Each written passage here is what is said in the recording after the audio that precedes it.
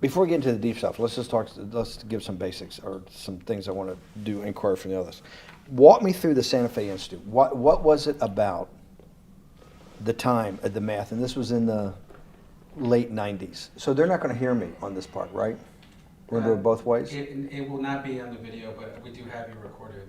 Fine. Remember, when you're answering on these questions, I'm not in the shot, and they're never going to hear my voice. So a little bit, you got to repeat in your answer, you got to repeat what my question was. Oh, a little bit. Okay. Santa Fe Institute.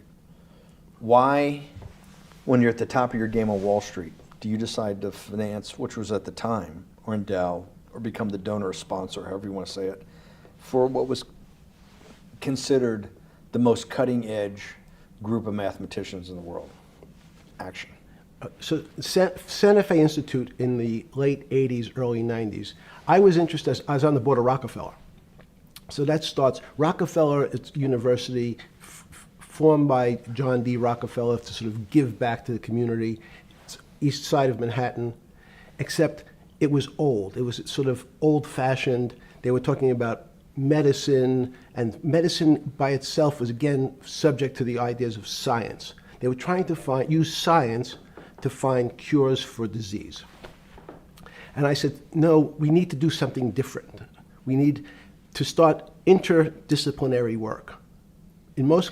How did a schmuck like you get on the board of Rockefeller? What year was that? I don't remember. Late, I think 89 or 91. So that's one of the most prestigious research places in the world, correct? Yes. Okay, how did a guy like you get on the board of a blue blood, internationally known, hard research, Nobel Prize winners all over the place? How do they pick a guy like you, a trader from, or basically some guy from Bear Stearns?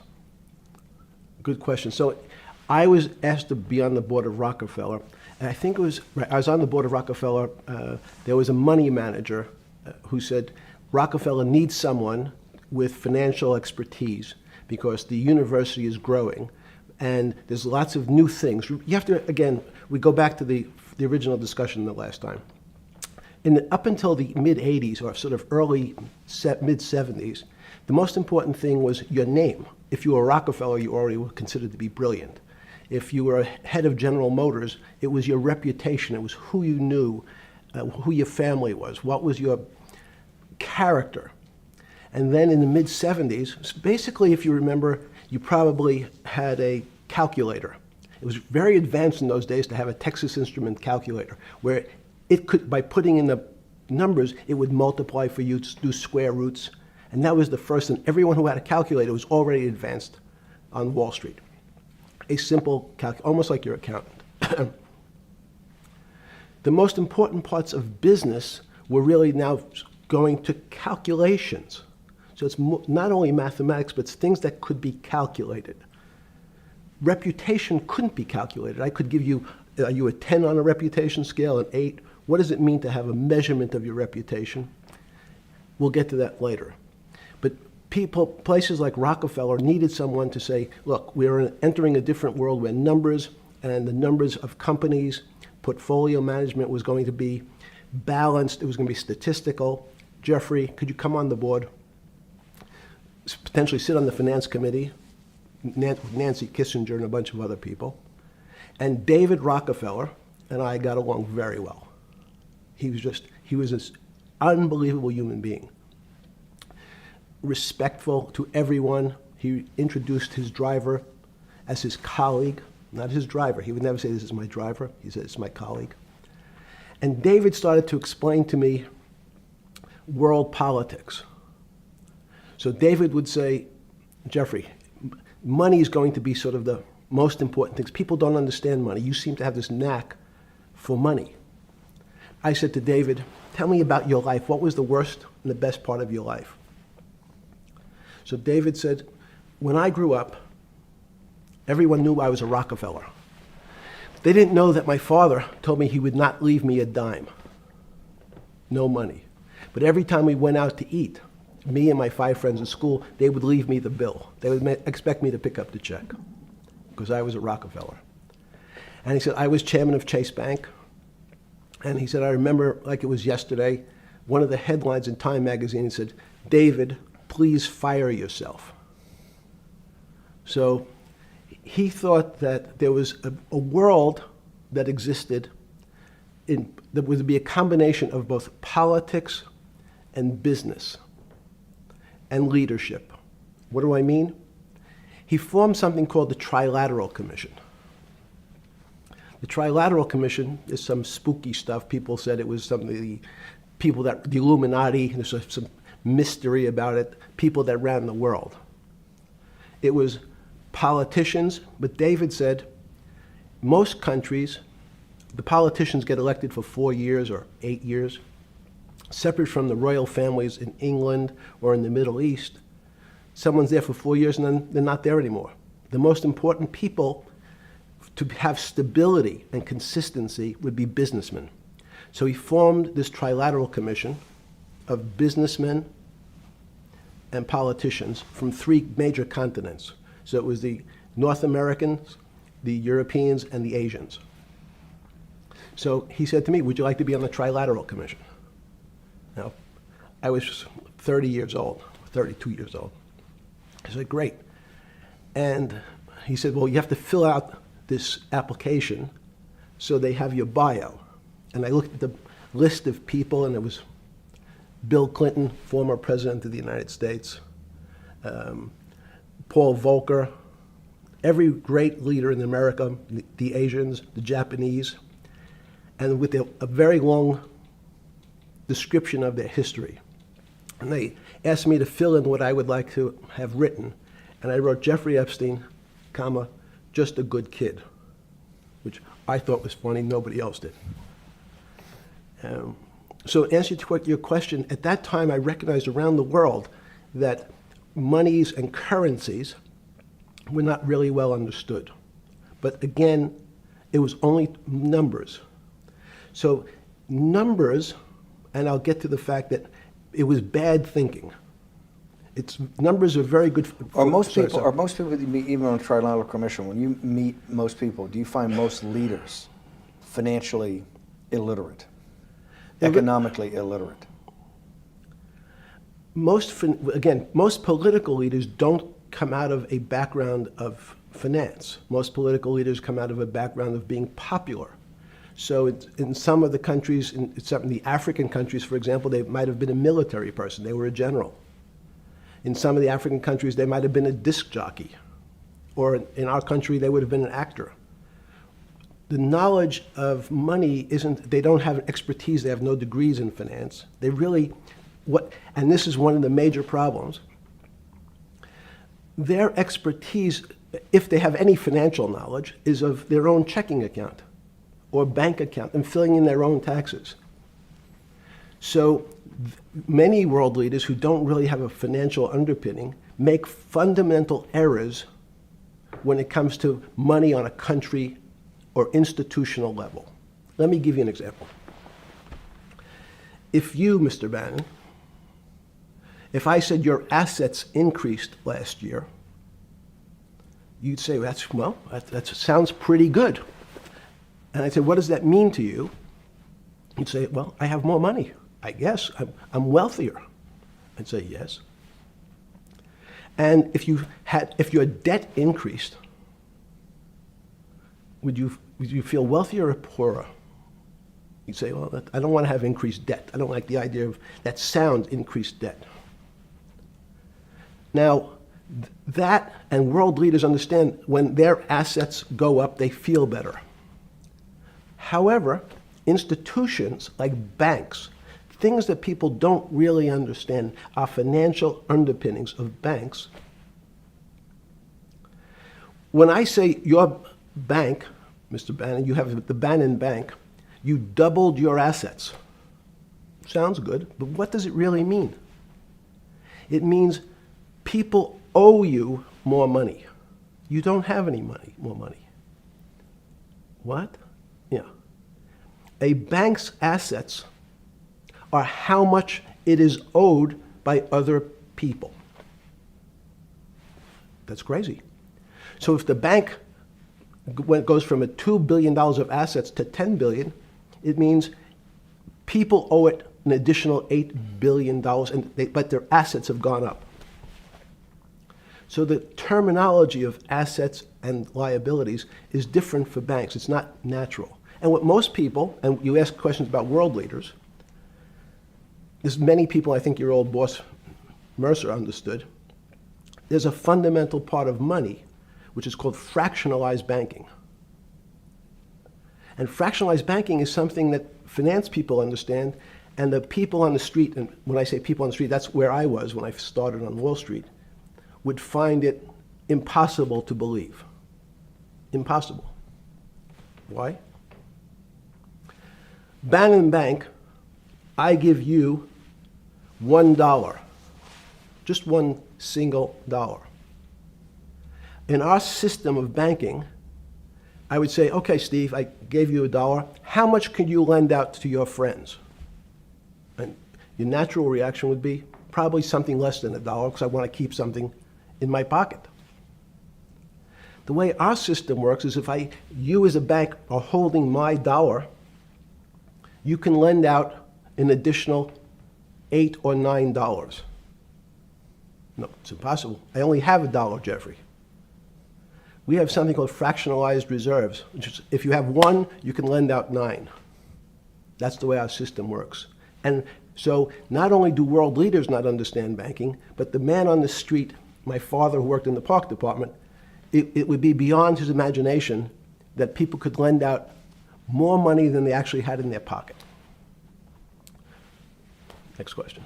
But how did this, in understanding that, when you get on something like the Trilateral Commission, you're on the board at Rockefeller, which is the most advanced research. You get brought into the Trilateral, which is the elite of the elite. How, since you're only at that time 30-something years old. 8 years from teaching at Dalton, right? You're a Dalton. No, 10 years. 10 years right. teaching at Dalton. Yes. Walk us through. I mean, put us in the room. Walk me through exactly what it felt like. What it felt like being on the board at Rockefeller. You got these Nobel laureates, and you're sitting there making decisions, and you start to meet these people at Rockefeller. Now you start to meet these people at the Trilateral Commission. What did it feel like? It's a great question. So what did it feel That's like? what I'm in the business of asking. Yeah. What did it feel like meeting some of these people like Kissinger or Rockefeller? And those are two extraordinary people. But in general, I think the question, the people on Wall Street, I tell the story, the first day, one of the first days when I was in Wall Street, someone said to me, would you like to buy ATV? And I was looking in the brochure and I couldn't figure out what stock had a symbol of ATV. And when I finally said, well, I can't find it. And they said, what's the matter with you? Do you want to buy ATV? Which is, he was selling hot televisions, stolen televisions from the floor of the American Stock Exchange, referred to in common parlance as the televisions fell off the truck. So I knew what that phrase meant from Coney Island. But what I found was most people, be it in business, in normal life, or in the world leaders, don't really understand money. It is something they think about. They have a sense of what it is. They certainly want more of it. But they also make statements like, we want more money, but we don't want more debt, which just shows a misunderstanding of what money at its core really is. So most people don't, they want to make it, they want to save it, but to understand it intimately is not a normal characteristic. At the first Trilateral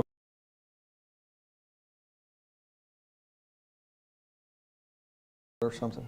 Yeah, good. You're good. Just give me approximate. You joined the Trilateral I Commission. think it might be And we'll be able to show we'll pull down the chart of where your name was, but just give me roughly when it was. I think it could be 90. I don't remember. Okay. Let's say early 90s. Yes. When you got on the Trilateral Commission and had the first, do you remember where the first meeting was? It was in Tokyo. In Tokyo. And at what hotel? I would like to say the Hilton, but it's probably not. And it's a 3-day, 4-day? Give me some Three-day event, and it walk me was through the whole thing. Speeches. It starts with a dinner. Just walk me through it. It was boring. You couldn't possibly think it was boring. It's It bullshit. was boring. You had to No, be stars sorry. in your eyes. No. Did you fly over privately? Yes, but it wasn't my plane. So it didn't count? No. You fly over. Yes. And And it was who were the first? Like when you first met those leaders, you had to be wowed. No. You're 10 years out of Coney Island. No, I'm not wowed by people of position. I'm wowed by people of great ideas. And I don't care if it's the bus driver. I don't care if it's the student I had who has teeth coming out Well, every these guys direction. have to have great ideas. They're the leaders of the three great continents of the world: North America, Europe, and Japan. No, many of these world leaders become world leaders because they're popular and they were able to get votes or they were able to convince people to vote for them. I learned later. Many of them were just good at what they did in terms of politics. Remember, world leaders are politicians in general. They're not scientists, they're not intellectuals, they're not great thinkers, they're great politicians. At the first Trilateral Commission meeting that you remember in Tokyo, sometime in the early 90s, do you remember what were the big issues of the day that they were talking about, and what did you think about it? Yeah, in fact, it was funny because they were talking about inflation, and they were worried that what would happen, how do you control inflation?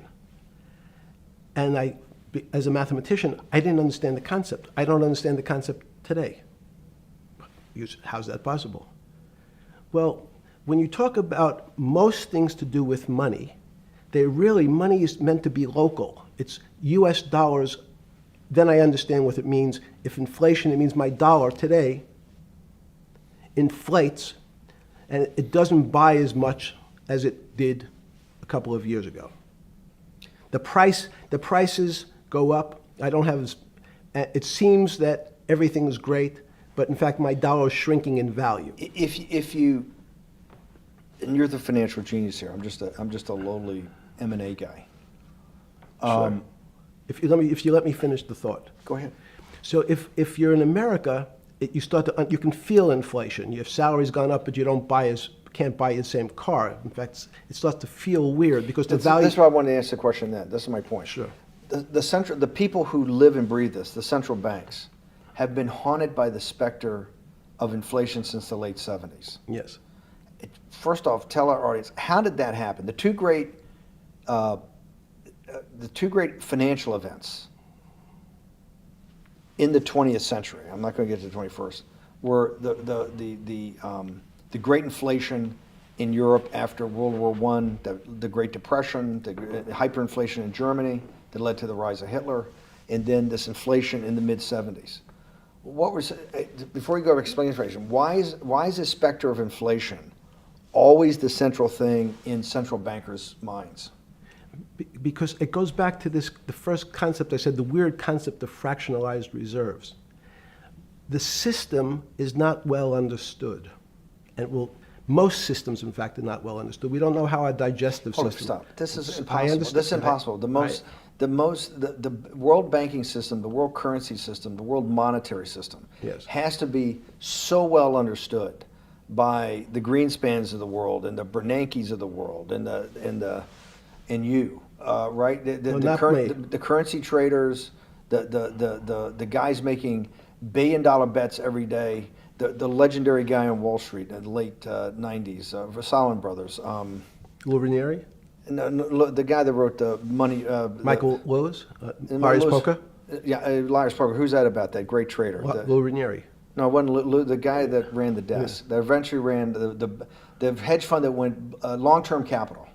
Yes, I don't remember. Who's the guy? I want to say, I don't remember. Yeah. I'm sorry. Lou Ranieri is big, but yes. Those guys have to understand the system perfectly. No, they don't understand the system. They understand the local part of the system.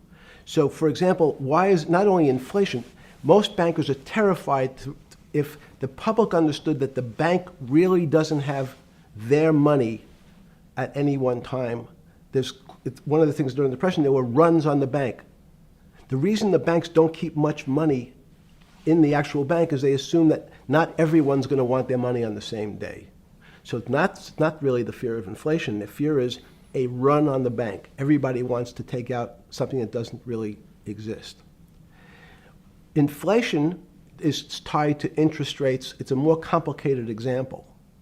But when your money doesn't buy the same amount of product this year than it did last year, if it buys less and less, like it happened, you used the term hyperinflation.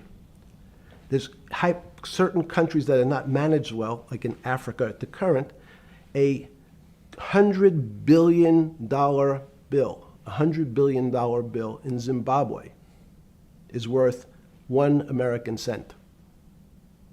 That's the perfect example of hyperinflation.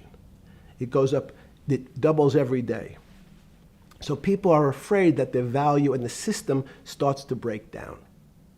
But so if I said to you, does your doctor understand your body system? You'd say, well, I hope so, because I want him to keep me healthy. But you could have a kidney infection, you could have a heart attack, you could have a broken knee. There's lots of pieces of this system. And in fact, when you ask the question, very few doctors understand your entire body. There's a specialist for your knee, there's a specialist for your polynoidal cyst, there's a specialist for your head, and now we have specialists in different areas. So and I'm going to get to your first question about Santa Fe Institute. The world economy and your body are both comprised of little systems interacting with each other and making one big system. This is what's stunning for all the little guys out there, the populist movement, the little guys that haven't had a pay raise in 30 years. They think that these elites, have everything. The guys in the room making the decisions, the party at Davos guys. You're sitting there, you don't think many people today really understand the complexity and really all the moving pieces and how they interconnect to the world's financial system. No, not only don't they understand the complexity, and that goes back to Santa Fe Institute was an attempt of trying to see if there was a way to mathematize, formularize, or algorithmically understand what the term complexity means. That goes back to the original question. Complex systems are complex by definition. But there's not necessarily, it's not one level of complexity. As we might say, well, our fingers are complex, the movements, the muscles of our hands, but it's not as complex as the blood system.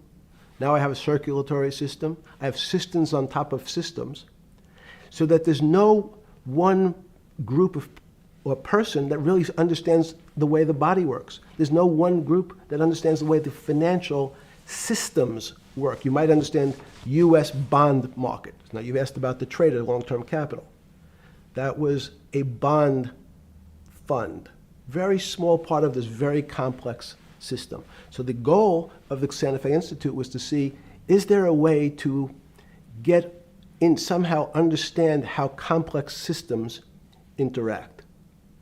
Fast forward, Steve, to today, where Google and these other engine companies, the other tech companies, are trying to build artificial intelligence.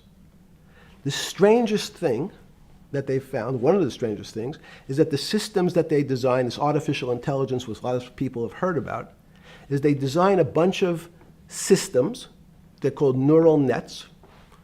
The term simply taken out of brain work, neurons in the brain. Nets because they actually look like a net. They put in some inputs. The computers work, spit out an answer. Sounds normal to you. It's because you're thinking about that calculator you had in 1976 on your desk.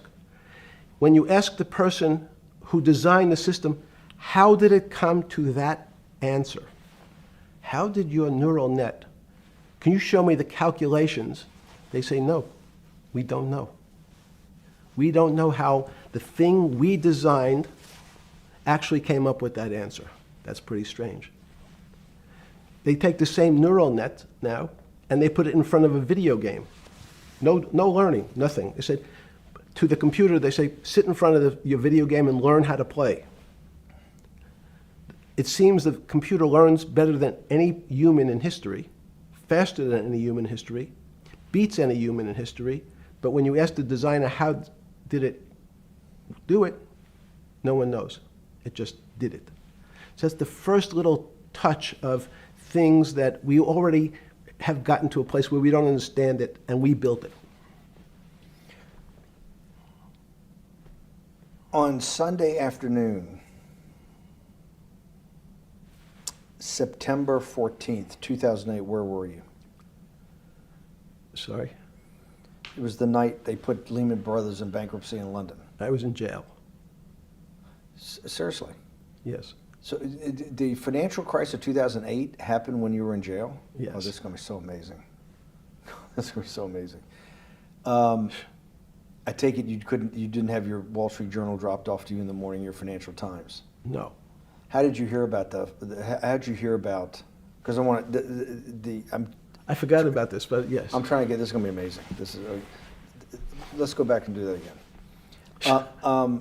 Sunday afternoon, because I want to find out about people, the geniuses understanding the complexity of the financial system. Because I think the best example we have is the financial crisis, the crash of 2008. Sunday afternoon, September 14th, I think it was, 2008, is when they were working feverishly in Midtown Manhattan at the Lehman Brothers offices and at various law firms around town, and with the Secretary of Treasury in the Federal Reserve, what they're going to do with Lehman. They decided they weren't going to save it.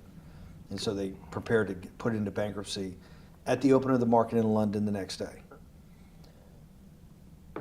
How did you hear about what was going to happen to Lehman Brothers, and what did you immediately think when you heard they was going to be put into bankruptcy? I'm glad you asked that question. I was in solitary confinement September 14th.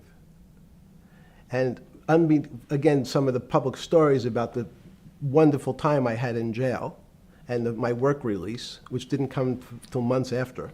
I'd been there since June in an 8x10 cell with a bed in the back, a 6-foot bed in the back, a chrome sink with a toilet attached to it, and a little piece of metal sticking out that was supposed to act as a table. Now, since I was in jail, there were no books. Why? There's no library. No library, but you're in jail.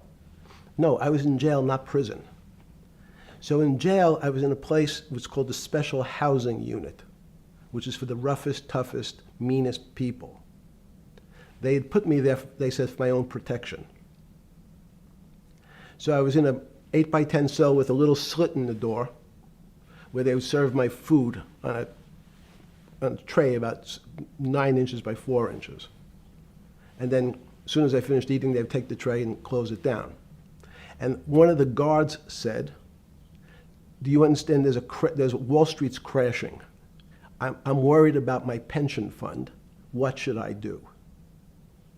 And I said, sorry, Wall Street's crashing? What's happened? And he said, there's some crisis and some companies are going bankrupt. I said, are you sure? And he said, yeah, it's all over the papers. We're all terrified we're going to lose our life savings because we have either a 401k or our pension funds. We don't know anything about money. Mr. Epstein, can you tell us, like, what's going on? Am I going to be able to afford my children's education? Am I going to be bankrupt like this company called Lehman Brothers?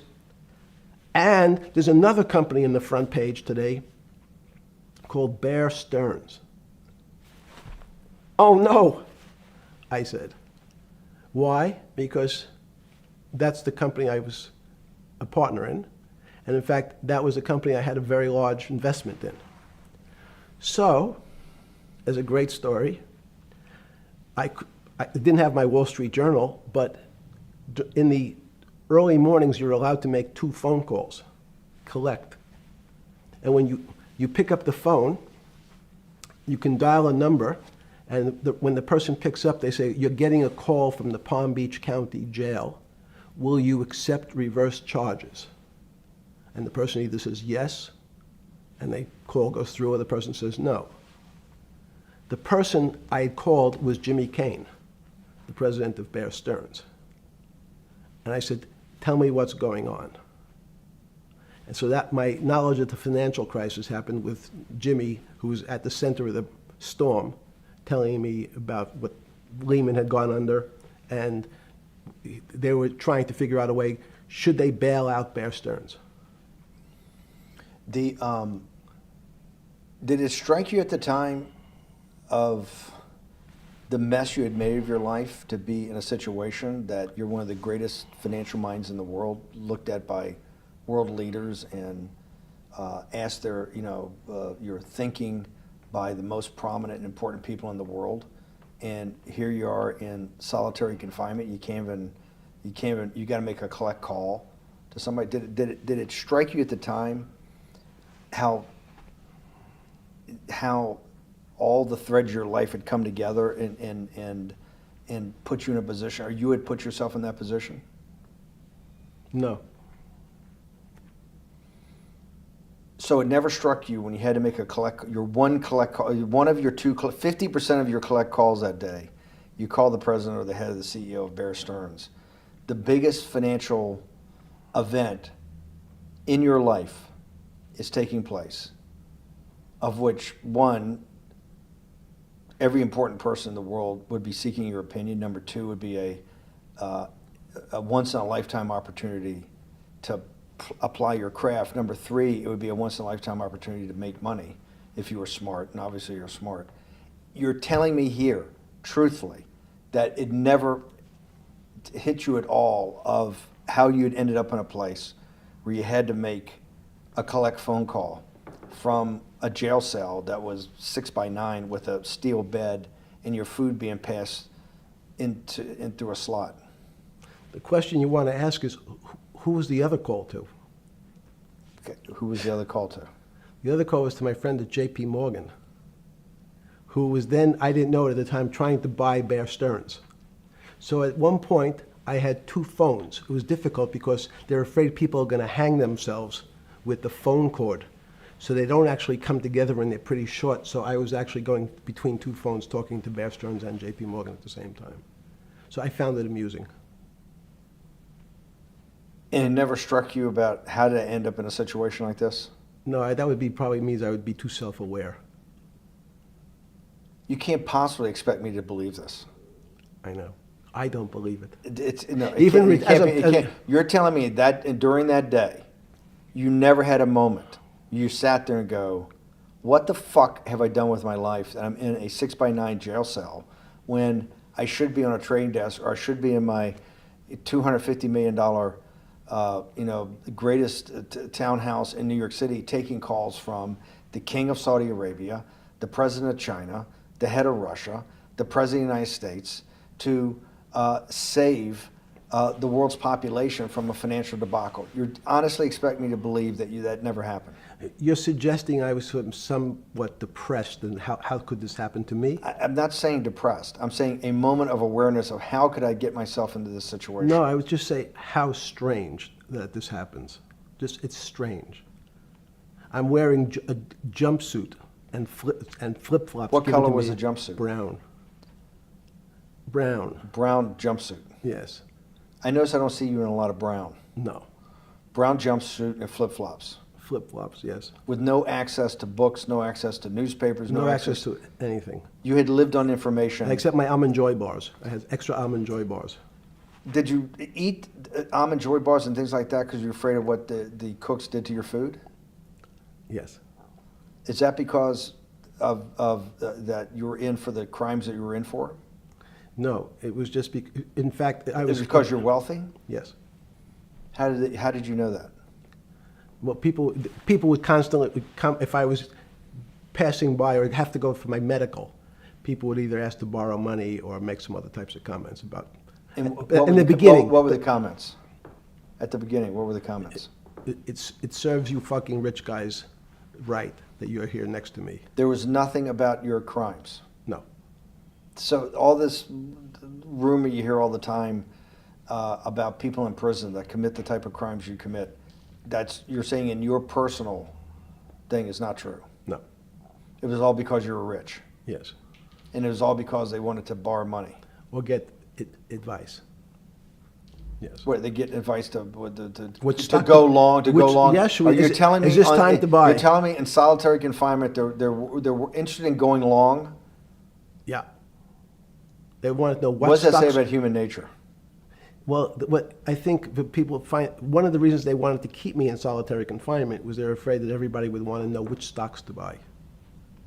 But what happened was, after this crisis, now it's on the front page of every newspaper. I don't want to lose this day. Sorry. When you first heard that, was it Bear Stearns had been kicked into bankruptcy, 6 months before? No, this is the same time. This is part of the same deal. I thought, no. Bear Stearns, they saved Bear Stearns and didn't save Lehman Brothers. That's right. it. They let 6 months Lehman- before they had bailed out Bear Stearns. But Bear Stearns was still a zombie, A shell of its former a self. former self. But they had quote unquote saved it. They admit. Why did they make the decision in your mind? Why did Hank Paulson and Bernanke what's this concept of moral hazard? Explain to the audience what moral hazard is, and why did they save Bear Stearns 6 months before, and why did the smartest guys in the room decide not to save Lehman Brothers? It's a good question. The real issue is I'd have to go back when you have these systems to the way your doctor responds to any type of emergency in your body. If they might decide to save your kidneys and let your gallbladder go because the gallbladder is less important to your overall system. If at that time, even it's not that long ago, the boogeyman was when said, well, what really happened? Jeffrey, what really happened? What is this financial crisis? And, some of the progressives and the right wing blame it on the banks. It was the banks' fault. And it's the fault of this very esoteric, unknown concept of derivatives. It was really the derivatives that caused this financial crisis because the derivatives got somehow out of control and in the Mickey Mouse. And that was the way you started your road to a billionaire went right through derivatives. Yes. But derivatives were not the cause.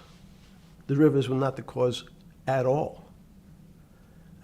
It's like saying your hair was the cause of your heart attack because it was on top of your head. So what was the cause?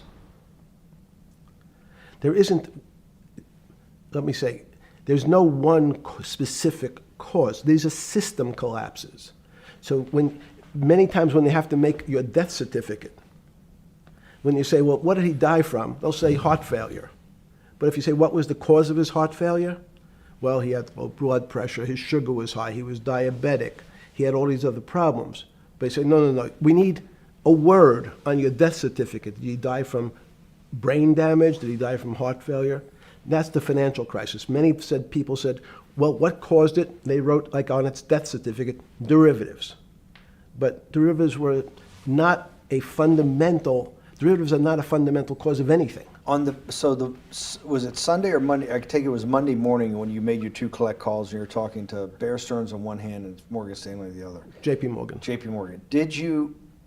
That was Monday morning. Did you, Jeffrey, being one of the financial geniuses in the world, did you understand what Lehman Brothers going into bankruptcy, the domino effect, that by Thursday the financial system would be under such extremis that if it didn't have $1 trillion cash infusion in the United States, it might collapse? Did you know that at the time? Did you view that at the time? Yes. You did? Yeah. Why? Again, I don't want to bore you or the audience with the idea of it's a medical procedure, but you had system failures. So you'd recognize that if I said to you, did you realize when your father was on the ground and he was clutching his chest and he couldn't breathe, it was a bad situation, he could die. That's how I saw it. Did you immediately think about the commercial paper market? I mean, the mechanical triggers that actually you had to blow through these circuit boards. Did you know the circuits? Did you understand the circuits? Or did you have a concept of the circuits that were going to get blown through? Yes, but only because of an analogy to a body. And in fact, from my telephones against the wall with my little metal wires, because the next day I talked to another person in Washington about the issues of what I thought was happening, and I made the same discussion about the... They were at the Treasury Department? Yes. So in a 6x9 cell in... The phones were outside the cell. In Palm Beach County, California? West Palm Beach, Florida. West Palm Beach, Florida. That's what your juice diet. West Palm Beach, Florida. West Palm Beach, Florida. West Palm Beach, Florida. You're making a call to Washington, D.C. to talk to some deputy secretary of Treasury. Someone in Treasury. Right. Someone in Treasury. Right. And that does not, the night before you go to bed, it doesn't dawn on you at all. You never have a moment of self-reflection that, how did I end up on this metal cot when I should be at the center of things? No, I had a telephone. So I said, I can talk to, it makes no difference where I am. In fact, I'm still talking to the same person if I was at my home in Palm Beach. But I'm the here in difference your jail. home in Palm Beach. I can dial my that's a own phone. That's bullshit. No, but you can also make 1,000 phone calls. Here you got to make one, and he's got to take. Think the how much charges. better that was. I had to decide who was the right person to call. That was unusual for me, because I would have called 20 people And before. what was the advice you gave you? I said, you have a sick patient, and it's very much like a sick patient in the emergency room. You can't think about it like your car. People in normal walks of life think about money and things as a machine. And unfortunately, so if your car breaks, cars are always easy to fix. My jets, my cars, if it breaks, I know it can be fixed because it simply follows the same pattern. If this part breaks, you replace the part and the thing works again. People and the financial system are not machines. They can't be fixed the same way. You can't simply take out put some more juice into the commercial paper market, and that's like replacing the carburetor on the car. It's much more, I have a patient who can't breathe, has a stomach problem, can't see, looks bleeding at the same time. What do I do first? I have to think about it as a system. Where's the most logical place? What's the most dangerous place? If your heart stopped, we have to start your heart again. In the equivalent to the money market, why do I have to start your heart again? I need to get your blood flowing. If your blood stops, you're dead. If liquidity, which is the equivalent of blood in the financial system, dries up. Once liquidity is basically cash, putting cash into the Forget system. about what it is. Okay. Liquidity is liquidity. It allows the system, it's the blood of the system. You need to pump blood hard into the body of the economy to keep it flowing. And if you're, especially when you're worried about someone dying, you're not going to be worried about the niceties of, well, you got the shirt dirty and there was some damage. Pump in that blood, keep that heart When you pumping talked to the person in Treasury on Tuesday, the 16th, did you get a feeling as you were sitting in your 6x9 jail cell in West Palm Beach, Florida, that they were on top of things? No, you can't. It's impossible to be on top of things. There's no such thing. It's, again, the doctor watching the patient die. You hopefully have some confidence that he's seen it before.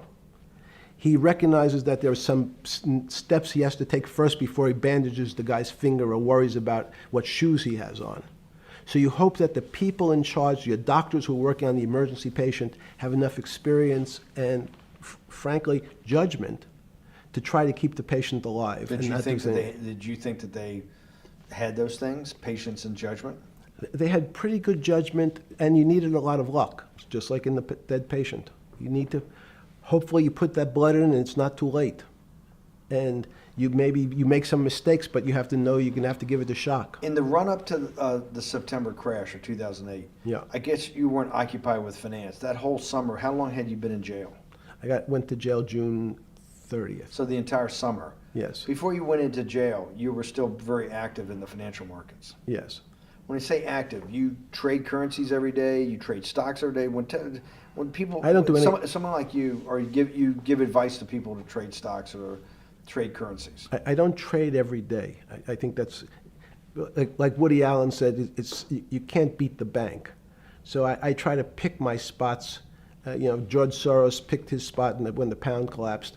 This would have been a great money-making opportunity that passed me by when I was in jail, but that's not how I think.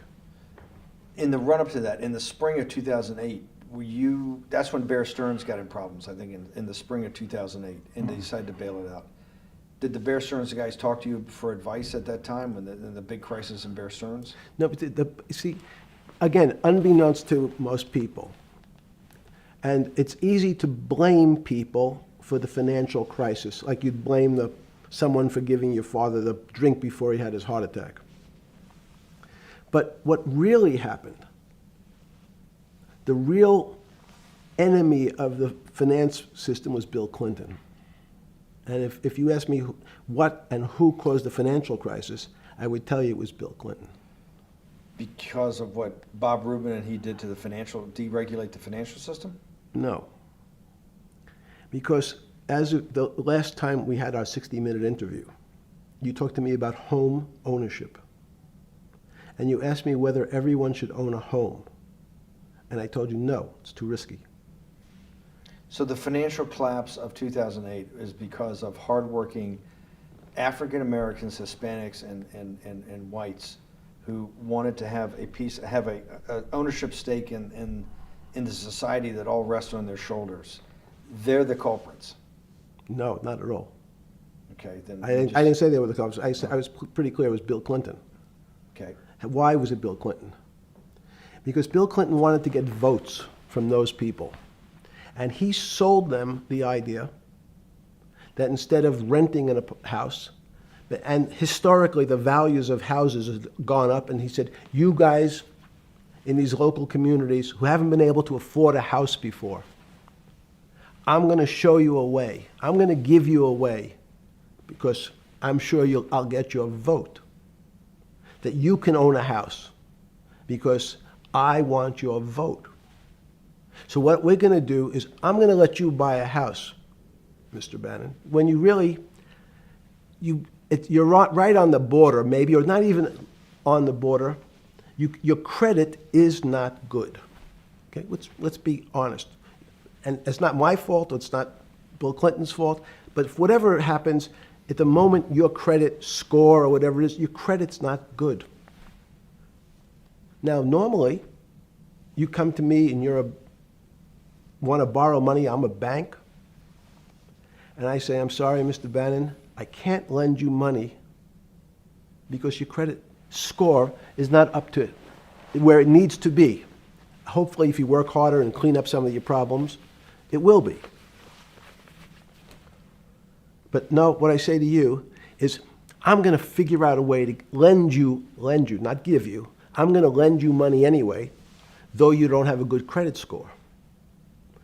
And don't worry, I'm going to get rid of the term that you don't have bad credit. Bad credit sounds pejorative.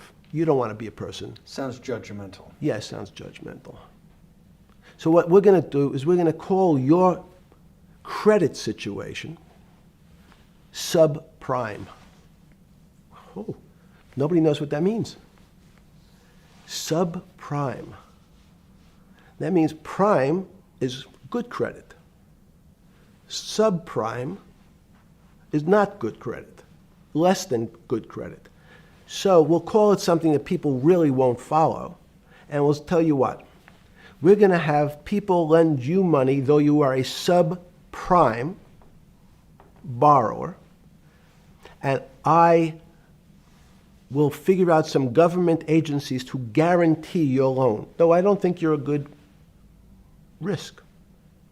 So the banks say, no, no, no, we don't want, initially, the bank said, sorry, this is too risky, Mr. President, for us. We're in the business of managing risk. It's not our money. It's the hard-working people's money sitting in our bank. We can't lend to people whose credit is not prime.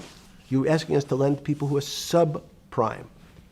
And he says, here's the key, if you don't, Mr. Bannon, I'm going to make sure the Justice Department charges you with discriminatory lending because you refuse to lend to my subprimers. In business terms, you should never lend to. But what we'll do is I'm going to form an agency called Fannie Mae and Ginnie Mae, just another agency names. They'll guarantee your loan. So don't worry. Don't worry. You don't have to pay it back anymore. Even though and maybe you don't even have to work as hard anymore. That's probably a harsh statement, but these players, these two big firms, Fannie Mae, will guarantee the fact that that bank will receive its money. Now, the bank says, wow, best deal in history. I refused to lend to Mr. Bannon, but now he has the big brother, his Uncle Sam. He went to his Uncle Sam, and Uncle Sam says, I'm guaranteeing it. The bank says, I want everybody. Give me as many people as you can give me. Because Uncle Sam is the best credit in the world. Not only it's the United States government. We'll take it all. We'll take as much subprime as we can handle. Because it's the best investment for the moment. It's a strange investment because it has politics that has inserted its way into the numbers. Politics doesn't belong in the markets. But now we're going to have, I want the votes, we'll make guarantees that you who can't get a house normally will be able to get a house from the bank. The bank says, this is the best deal in history. We will package 100, 300, 1,000 of you subprimers, and we'll sell it off to somebody else. And the whole system becomes mired in subprime mortgages. That's becomes the issue. What do you mean mired? There's just Well- too much supply, it's a supply-demand problem? You get too much supply? No, it's a very good question. What does too much supply mean? Well, then you get to people, go back to your first question to me. Government leaders. Government leaders know if they're good, and they can do mathematics, they can balance their checkbooks. So certain people in Congress said, well, how do you value these subprime mortgages? The banks say we've been valuing them the same way we've always valued them for the past 20 years. The accounting firms, there's something in this country called GAAP accounting, which is a standard type of accounting. And we account for them the same way we've always accounted for them. If we paid $1,000 for your mortgage last night, when we put it on our books today, we're going to say its value is $1,000. It makes sense. I paid for it what's its value? It's $1,000. That's what I paid for it last night. No. The Congress people said, that's not really a good answer, you know. That doesn't give us confidence that you know what you're doing. Because what happens if you have to sell it tomorrow morning? Something's happened and you have to sell it. Remember, there's kinds of stress tests. Would you be able to value it at what you paid for it the day before? And Wall Street says, that's not the way you can think about this. This is crazy. We always value things at the cost from the day before. And they changed the accounting method, in essence, to say not what it was worth yesterday, but if I have to sell, what would it be worth? That's impossible. So what happens is every bank now has to value something they bought yesterday at lower than they paid. Never before in 20 years did they have to do this. So something they bought at 1,000, on their books was 1,000, is now 990. That starts to, you asked the question about what did I start to think about. Something's 1,000 and 990, this person now has to value it at 980. When did you first start to get nervous, understanding Bill Clinton in all this? Did you change glasses? Yes. Okay. I changed shirt. I saw that black. Are you okay with the? Yeah, great. I think we're gonna have all kinds of changes. I'm experimenting. Okay. When did you get a feeling? Did you ever anticipate before it happened something like 2008 could happen? No. How could that be? Because it's the word I can beat it to death is that it's very much like would I anticipate I'll have a heart attack tomorrow? Unlikely. Was 2008 a heart attack or a stroke? Debilitating. It's a better. It was both. But why was it both? Because in fact, as I said, the blood was getting dried up in the system, and the head, which is sort of the central bank, wasn't working. So to some extent, it was a combination. It was a crisis. Did you see that building up over time? It's always been lurking in the background. I mean, if you have an older parent, would you say it's possible? Did you anticipate him having a heart attack today? No, you hope things are going to go better and maybe they'll fix it up.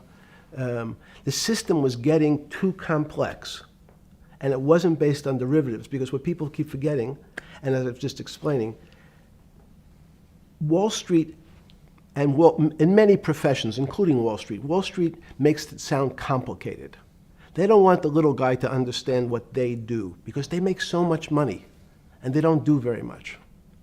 So they couch it in words like derivative and stock options and commodity futures and different types of contracts. It's all fairly, everyone is capable of understanding it. It is not complicated. But Wall Street, because they make so much money from doing fairly simple things, needs to make it more complicated than it really is. We had a very big recession in the early 90s based upon real estate and Japan basically imploding. Let's again, Okay. you had a recession in the 90s. I don't know what it's based upon. It's always interesting to look back and say, separate from there's certain triggers, like there, in the 70s there was a... What do you think it was based upon, the 90s downturn? It's clearly there was a huge downturn. No, I know there was a downturn. That's what I know for sure. That's a fact. That's all. Everything else is sort of speculation about why did he have that? I understand that, but Sorry. there's some speculation that has 0% probability of being true, and there's others that have 90%. In the range, when you look at the range of alternatives of what could have caused it in 90, and what I'm trying to do is get you all the way up to 2008. Look, Sure. you're the smartest guy in the room, right? You know that. Do you think there's anybody in the world today? Oops, this is going to be a bad question. No, but do you think anybody in the world today, the Alan Greenspans, the Bernankes, is there any central banker you know, any partner of any Wall Street firm, any guy running a trading desk, and I would take it that would be, or anybody at a Larry Fink at BlackRock, Steve Schwartzman at Blackstone, the top 100 financial guys, and let's throw in a couple of Nobel economists, and let's throw in the best professors at Wharton, at Harvard, at Stanford. Do you think that there's anybody that understands money or understands the world's financial system as good as you? There must be. But it doesn't come to the top of the head. No. Okay, fine. Now It's that not now that I've gotten that, let's go back to 1990. In that arc from the fall of the Berlin Wall to 2008. Good. We started with the implosion in Tokyo of the Japanese economy, Japanese financial markets. We had the huge run-up in internet stocks, right? We had the implosion of that in 2000. The bankruptcy of Drexel Burnham in 90. Mm-hmm. Implosion of Japan, huge run-up in equity markets for the internet, implosion of the internet in 2000, 10 years later roughly. Mm-hmm. And then this run-up through the Iraq War and all that, the run-up to 2008. Every 10 years, it seems like, we're in some sort of 10 years before the 1990s was the 70s. You sound like an astrologer. Okay. And not a finance person. I'm not going to be a mathematician. It just seems to me a pattern of every 10 years. That's misleading. That's exactly right. Because people like to see patterns. People like to see patterns where there are none. So a pattern of a financial crisis every 10 years is just in my mind. Yes. Long-term capital, that had to be bailed out back in the late 90s when everybody panicked. And that wasn't that bailout today would look small, and it was $5 billion or was $30 billion. Businesses fail all the time. But long-term capital, the Federal Reserve stepped in. But I'm saying people go bad. Things go bad all the time. Yes, you're correct. The audience is watching this, the little guys, they go bankrupt all the time and nobody gives a shit. You know why? They're a little guy. But when long-term capital management goes bankrupt, or Bear Stearns goes bankrupt, or Lehman Brothers goes bankrupt, people care because it's an unfair characterization. Why do you say that? Because again, it's the complexity of the situation. If you think about you have a complex system. You have your body. Now, in fact, the little guy is my finger. This is. And Bear Stearns is your heart. That's correct. The banking system is my heart. The system, I can't risk my because remember, it's not only my. You haven't been able to name. Hang on. You haven't. Hang on. No, hang on. I was trying to hang. I wanted to see if the hang on worked. No. You haven't been able. You're not good enough yet. You're like junior wizard trying to do it. You haven't. Yes. I'll say, since we can't name another guy that's as good as you. Now, there may be a couple out there. You're not bragging. You're humble. It had to be sometime. Please tell me there was some time before you went to jail and basically got cut off from daily information in the summer of 2008, that you started to get very nervous that this complex system, that something was deeply wrong? Okay, first, let's go back. When I say no one understands the system better than I do, it doesn't mean I You always understand. sound like a doctor. You're afraid he's going to get sued for giving a thing. Yes, you're not, no. gonna, you're No, not no, taking no. on any liability. There's no contingent Yes. liability here for Yeah, your no, answers. no, no. But the word understand is the problem. Okay. I don't understand the system. So I don't understand the financial Will you system. please stop? You cannot sit here and Yeah, tell no, me. no. What we just went through, I'll go through again. The hedge fund managers, the money managers, the central bankers, the commercial bankers, the heads of the investment banks, the heads of all the trading desks, the top economists, and I'll throw in the business school lecturers at Stanford. Of all the top 200, 250, you can't name at the top of your head the guys are at least at your level. You have to understand it somewhat. No. Sorry. We all don't understand it. No one understands it. It's a miracle. It's that's part of the problem. It's impossible to understand. That word understand simply means if this happens here, that will happen there. It's predictable. Understanding means it's predictable. It's not predictable. That's the problem. In complex systems, that was the fascination. Is there a way to tease out some level of predictability? So No, in fact, you would ask the question, it's a great question, which was it a stroke or a heart attack? Now, most people don't know that before they were going to have a stroke, they had a stroke. They just have a stroke. Do they understand why? In hindsight, you go back and you can make lots of explanations. It might sound good, and if you're talking to the working man, you're using language that he'll never understand. It's complex, so he, just like going to his doctor, he says he has a gastrointestinal problem, or he has diverticulitis, as opposed to saying, you had a stomach ache, you ate bad food.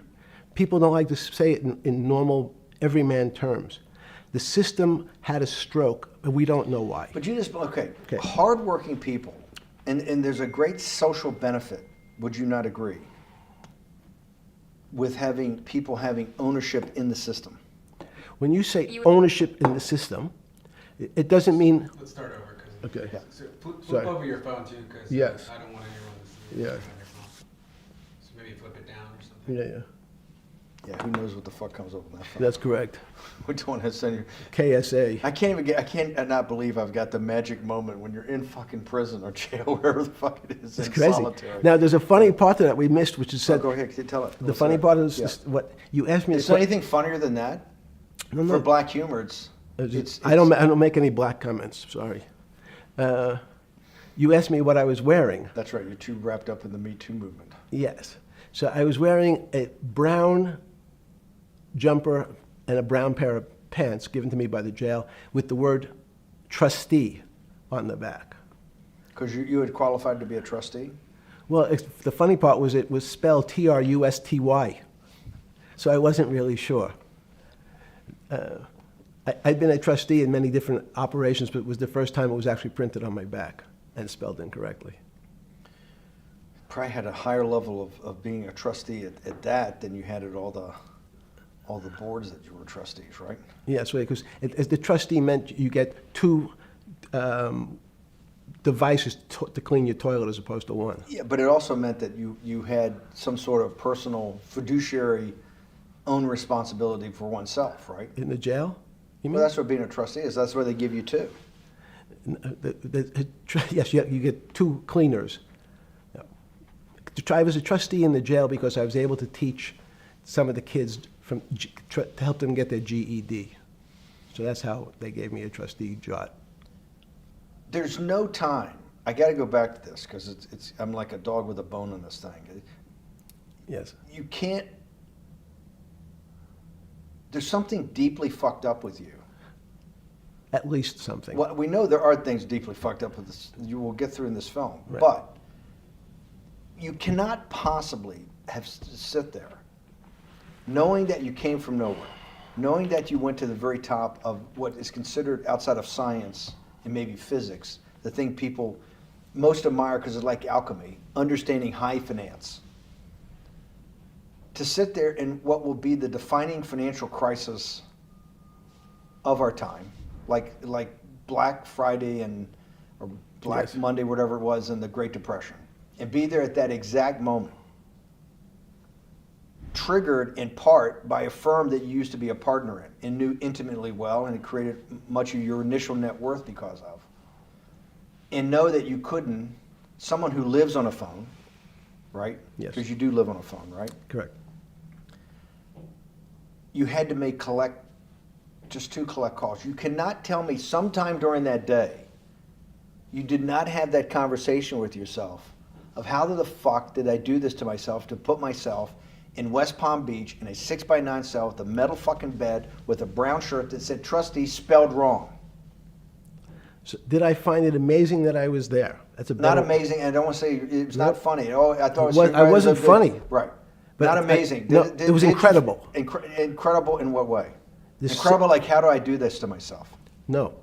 It's as incredible as me sitting here in this house. They're both just 2 sides of the coin. That's how I think about it. That my life today is incredible. Do you consider yourself a stoic? No. I consider myself a hermit. Stoics are not very happy. Being a hermit then, being in that 6x9 cell, being in the cell qua the cell was not the problem, right? Correct. What was the problem? Eating the almond joy bars. Because you couldn't eat the food. No, right. And but remember, my life is. Did that ever strike you that I can't eat the food because somebody might have done something to it? I gotta live off an almond joy bar, 1 a day or 2 a day or whatever. How many ever sneak in a day? No sneaking in. Your 1 almond joy bar, it did not hit you at some time? How the fuck did I do this? No. Let's go back to the spring of 2008. Were you so wrapped up in your personal issues at the time you were not spending enough time on the financial markets, or were you deeply involved in the financial markets like you normally were? In No, the spring of 08? I was involved. So we're saying that the smartest guy in the room didn't see it coming. No, of course The not. bankruptcy of Bear Stearns, you just thought was a Bear Stearns problem. You didn't see it as systemic. I know you keep harping on it, but it's not. Because you're a mathematician and understands systems. I- It seems that anybody that understands that they had a systemic problem, you would at least be the first on the early search radar. If you're not going to see it, then I'm really afraid, because that means that I always assume there's at least a set of guys out there that have some sort of sense that something's not right. Imagine the guy who has a stroke or had the heart attack. When you ask him, did you feel funny the day before? He's going to tell you, yeah, I didn't feel right. Something was off. I didn't feel right. I had my stomach was right. I felt a little dizzy. I felt a little weak. But if you asked him that day before, do you think you're going to have a heart attack tomorrow? He'd say, no, I just feel a little weak. I'm a little dizzy. My stomach hurts. So these systems, and that's the issue of complexity. What complexity says is that, in fact, everything seems to go along, and people have seen it. One of the great examples of complex systems is sand dunes. In fact, the sand keeps building up. People have seen some, and all of a sudden, one more sand drop, and all the sand starts running down the hills. That's the way I see the financial markets. Well, you funded Santa Fe in the early 90s or late 80s? I believe it was early 90s. I can get back to you. But early 90s, Santa Fe was funded for the study of complexity theory. It was studied with math. So let's back up. So why did I buy a ranch in New Mexico in 1993? So that gives you some sense. So I would have funded it in 1990. Los Alamos, which was the high energy lab up in New Mexico, was losing all its scientists. And They were Los closing- Alamos, it was where Oppenheimer and where a lot of the nuclear weapons program, the bomb. That's original when the bomb. Manhattan Project. Manhattan Project Yes. was Yes, sir. as Los Alamos, and you bought your property out in New Mexico to be near that? Yes, because the scientists were going to be, they cut the funding for high energy physics. But the people who worked in Los Alamos would still be in the Santa Fe area. They cut that because this was the Cold War dividend, right? I don't remember exactly why. It was because, again, people thought that physics and high-energy physics really wasn't that important. Because that was about nuclear weapons. No, it was because they decided, which may be not right. This was the same time that Murray Gell-Mann came up with the term quark, Q-U-A-R-K. He picked it out of an old poem, the word quark. But it was mysterious. So they were starting to understand in the 90s that our world of the physics world, there was things that were just unexplainable. They called it strange things. You gave it a name. You gave it some characteristics. You called it had charm. It was one of the terms. It had a charm. It had a flavor. It had a color. But no one, Mr. Bannon, understood what it was. Just like the financial system. And you wanted to investigate that. I wanted to see if we could build tools so others smarter than me could help investigate it. And that was the beginning of your concept of the Santa Fe Institute. Yes. And Santa Fe Institute was founded to do study in this type of... Can these areas of strange things be described by some form of mathematics? So that's what I'm trying to get at. The foundational thought, the organizing principle of Santa Fe, yes, in the high physics lab at Los Alamos, right, which had been the headquarters of Manhattan, and the Trinity Project, right, the bomb. Yes. So you're talking about the elite, the high priest Of physics. of physics. Yes, sir. Which high priest of physics, some subset of that is also mathematics. Yes, they're both similar. Project out. One of the tools you want to do is to make sure that in this complex system, the finance system, I'm doing a lot of this for philanthropy and a lot for the good of mankind, but also to be able to understand this complex system, the most complex outside of maybe our body, of the financial world. Yes. Did they create tools, or were you smarter in than the mid-aughts, 15 years later, than you had been then because of work that was done at Santa Fe? No. It was great. But in fact, most of the money, most of my philanthropy in the area of can you describe things that appear to be unexplainable by mathematics, and can you fund people who have new ideas? And unfortunately, when someone thinks they've been able to, there was a man, Stuart Kaufman, when they think that, okay, I figured out how to be able to predict the unpredictable, what appears to other people to be unpredictable. But my system, in those days it was called genetic algorithms, can predict what things will happen, and they all want to make money. So they use their systems to try to figure out, they know they have figured out the way to make money because they figured out the unexplainable. They try, they go bankrupt, and we start again. So with a cold view, what I've come to realize is that the attempt to mathematize, formularize, or what in your prior work, to understand what really is, in today's world, still unexplainable, is impossible. They're miracles. Your first head of Santa Fe was Christopher Langdon, I think. Langdon from Australia. But Murray Gell-Mann was Murray really Gell-Mann was the funder. He was the rock. Yes, he was the rock. He was a Nobel Prize winner? Yes. Yes, and a wonderful guy. He came out and helped us with the Biosphere 2 project. He came with Chris Langdon. Yes. Chris Langdon was the operator, the day-to-day guy. Chris was doing artificial life. Right. Murray tried to lead his own artificial life. Yes. When Chris came to Biosphere 2 for the first big conference we had in 1994, he was one of the most impressive guys there among all the world's elite. Kew Gardens, the Lawrence Livermore lab, the labs at Sandia, all the major universities, Lamont Doherty, all the big Earth observatories, Woods Hole.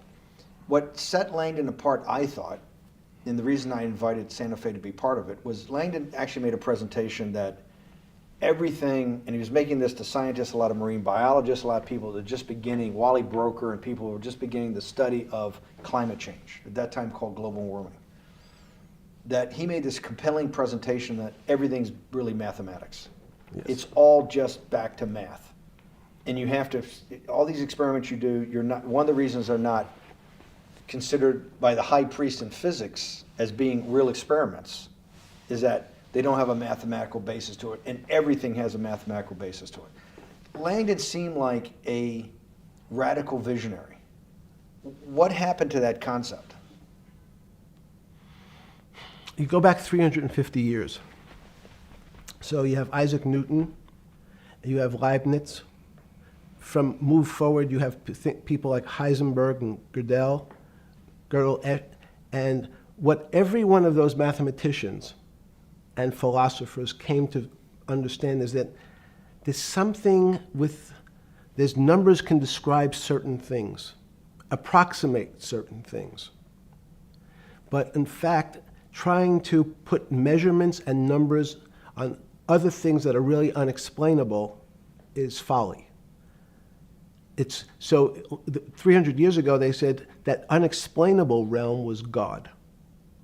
And people who attempted, in fact, to explain the unexplainable, who said, yes, I understand the unexplainable, were charlatans. They were the occults. They were the astrologers. They were the con men. Alchemist.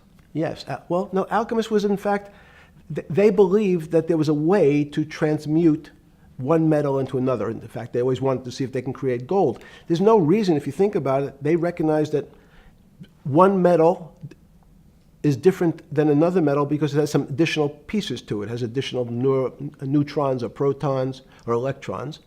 So because they thought it was a machine, they believed it was a machine, if I can take 5 protons and add 5, that gives me 10, I should be able to get gold. Move everything around inside these systems, the molecules transmute one molecule into another, and if this molecule I've transmuted it into is gold, I'm a rich man. It's back to money. But there's something strange happens. Isaac Newton says, this is really weird. If I want to push a ball on the table, I have to touch it. Maybe I have to blow on it. But I actually have to push one side of the ball or the book to move that side. I'm pushing here, and obviously this thing is what appears to us humans to be solid, so it moves as one thing. But the only way to get something to move was to touch it or put a force against it. Okay, seems to make sense. Everybody has that experience. I want to lift a glass, I lift it. If I want to push a ball, I push it. If I want to pull a ball, I pull it. But he recognized when the ball fell off the table, it went in a different direction. How's that possible? Nobody pushed the ball down. And he says, this is crazy.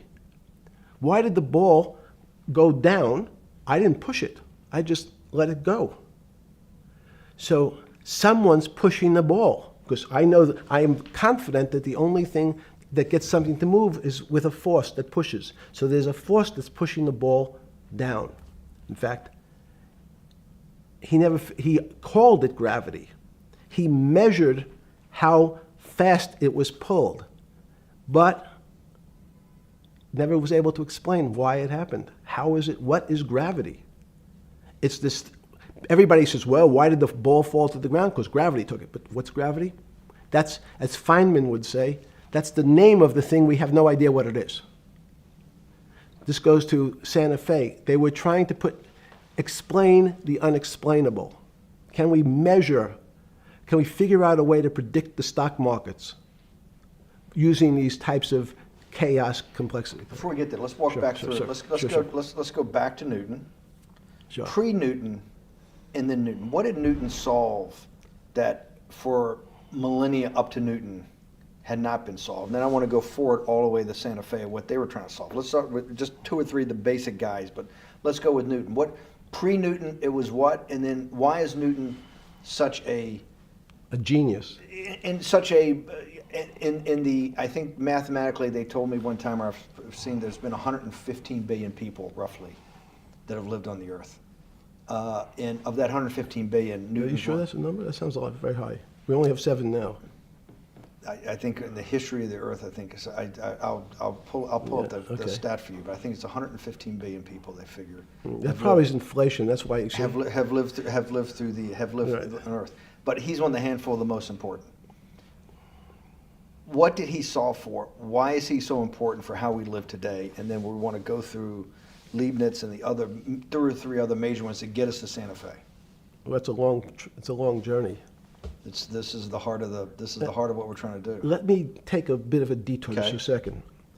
What if you went to high school and the last year in your high school, you took calculus?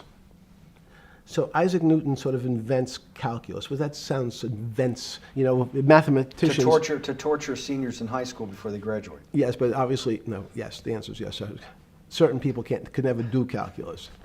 Why is that? Why is calculus why is that the dividing line between, to me, people who can handle that and can go on to do certain things, and people just hit the wall, even if they know math? It seems to me that that calculus is the thing that changes. It bridges. That's because it's about the theory of change and the theory of how things change.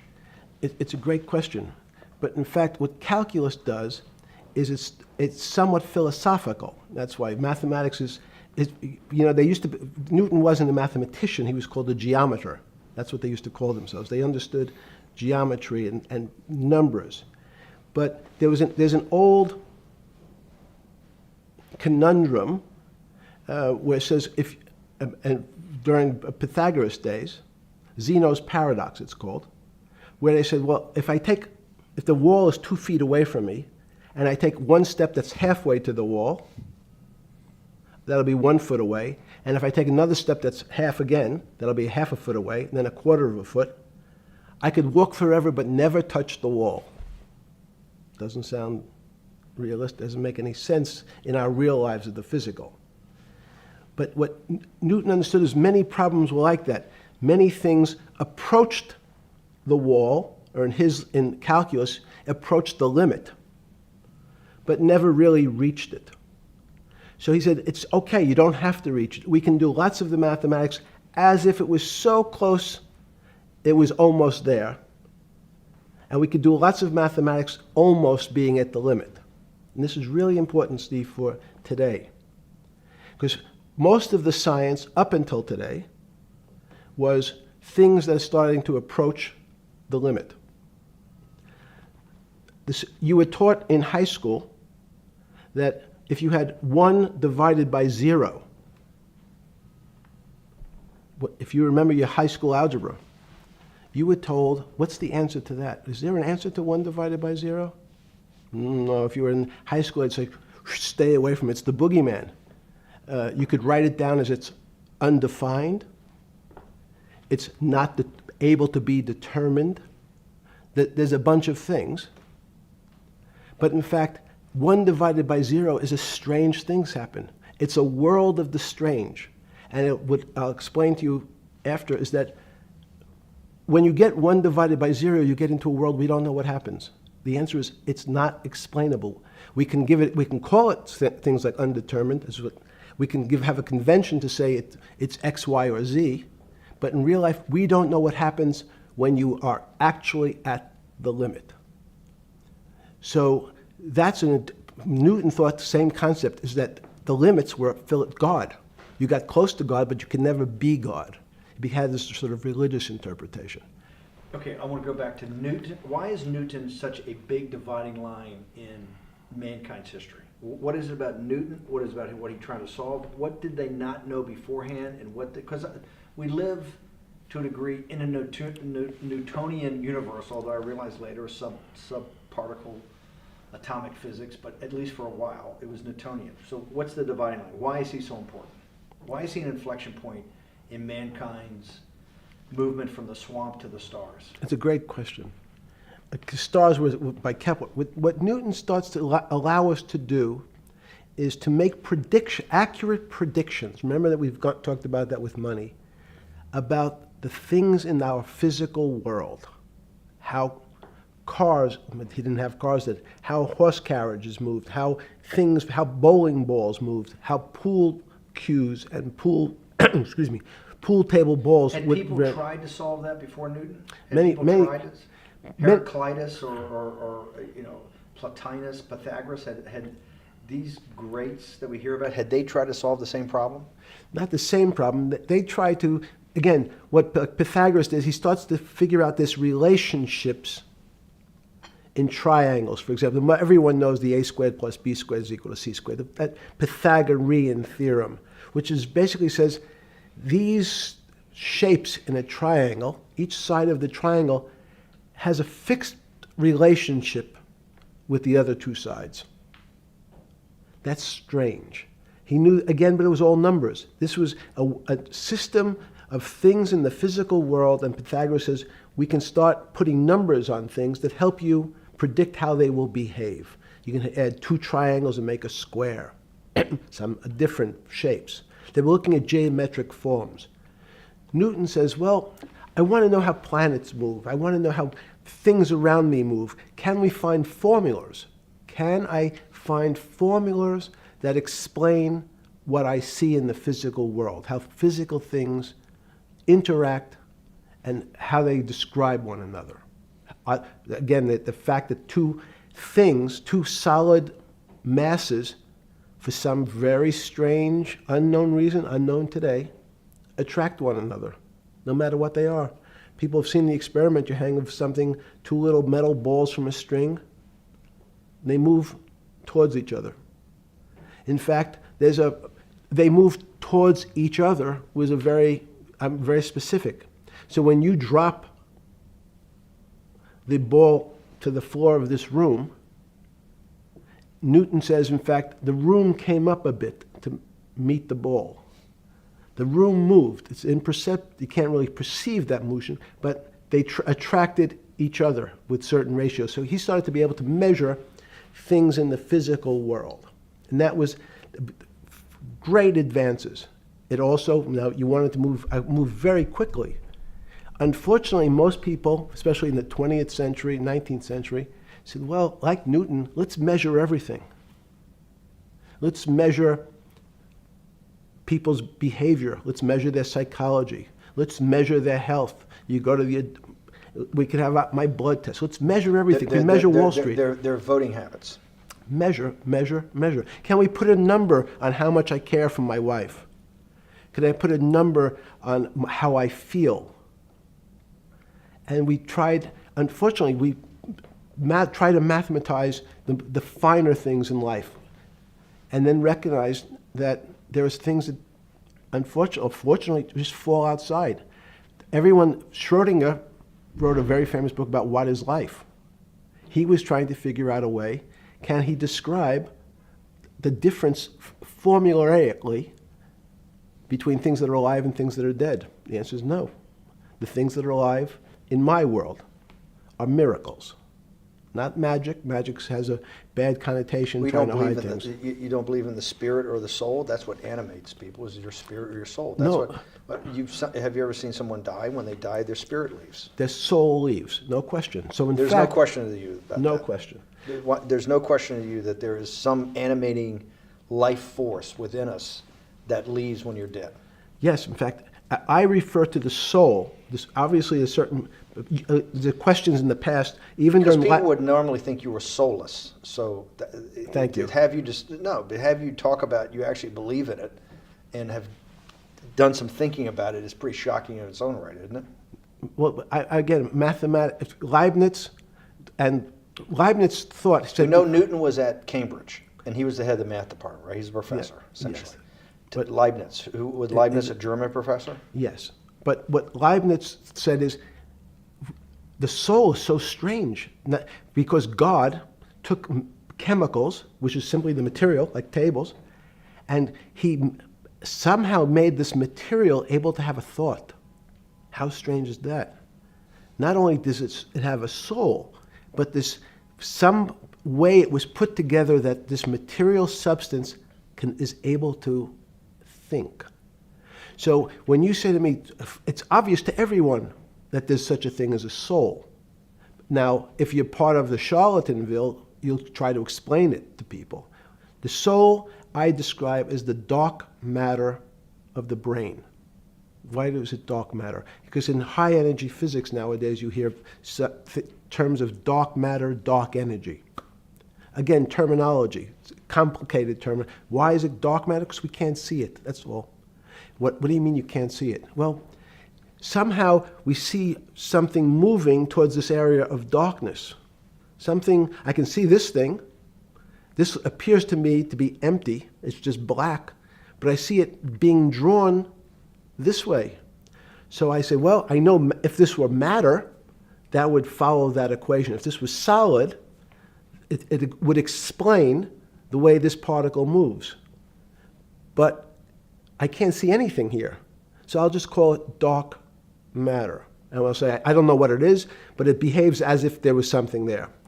The soul is obvious to everyone that there's something different between things that are alive and things that are not alive. But we have no idea what it is. It's currently unexplainable. I believe we need an entirely different system of analysis to try to figure out. But Sorry. No, with Newton, with all his alchemical studies and things he worked on the spiritual side, Leibniz had just talked about the soul, Schroeder talked about what is life. If a modern scientist or someone that you funded at MIT or at Harvard or one of these things talked in those types of terms, they would be considered to be a wingnut today, wouldn't they? They would not be on the path for tenure, right? Unless they were in the philosophy department. This is exactly my point. We're talking about three of the greatest mathematicians in mankind's history that have really changed mankind. Talking like this, what happened? How do we get to a situation where they could not be in the high physics, they could not be in the mathematics department or working in high energy physics? Good, it's an easy answer. Newton was a combination of mathematician or geometer then and philosopher. And as time went on, those disciplines seemed to move apart. We had philosophy. Some of the philosophers can't do math, and some of the mathematicians. And again, mathematicians often break into two categories. People that solve problems. Those are more like geometers in the old days, just problem solvers. And then there's thinkers, theoreticians. They're more like the old movement towards philosophy. But neither one of those two groups have been able to figure out why something is alive as opposed to something that's not alive. No one's been able to describe what the soul is, but we all know it exists. And I think what we need is science is a bad word. I think science only describes the things we already know about the physical world. In fact, there's an argument that the physical world that we see has been created out of our systems of mathematics. Mathematics, everyone knows mathematics describes the physical world much greater than it should, unless my view, the physical world really comes out of conscious beings that have mathematics. So they create it. This table appears to you and I to be solid. To a bat, because we have light that's bouncing off the table into our eyes, it appears solid. If instead of eyes that responded to wavelengths of visual light, our eyes responded to radio waves, the radio frequencies, it's not different, it's the same type of frequency as light, but different speeds, the table's invisible. We know that our phone works in this room. So the waves are coming through the windows, the waves are coming through the walls. So the walls are invisible to that type of radiation, that type of energy. The walls I can see them because my eyes, a physical system determines that the walls are there. You, with Murray Geldman, you founded, or with the original donor, and had the idea of Santa Fe Institute. In 10 or 15 years later, that effort to study the complexity of systems mathematically. Yes. Was it's a total failure. Yes. A total failure. Total failure. Why is that? It's the failure of science because, in fact, if to some extent science doesn't describe romance. I don't know why I'm attracted to somebody. I don't know. People are attracted to each other, and everyone has the same feeling. They've seen someone walk in the room, and they say, "Oh, that person gives me a creepy feeling." Science has tried to describe. Science doesn't describe what creepy feelings means. They just know it's a creepy feeling. I think women as I said the last time, have an intuitive sense. What is intuitive? They have intuition, they have feelings, and they're able to deal in the realm of things that men, especially men like myself, find unexplainable. They have women have intuition, men see things a bit differently. Men want to measure everything, women are not really that interested in measuring. In what you're saying in macro terms, you actually think science, mathematics, maybe ultimately technology is moving to that more intuitive. I think science and math are old-fashioned. And unfortunately, people are still taught that they have to learn algebra in school and certain things in school, as opposed to learning to have an emotional. Is this what Larry Summers was trying to get at? Maybe he didn't say it perfectly enough, but what he was trying to get to in that system, the systems we study today, the way mathematics is either taught or understood, that women just haven't gotten up to the highest realms of engineering or physics or mathematics because of that. And you're actually implying that there's a either new branch of science, or we've hit an inflection point like in Newton that's going to go in a.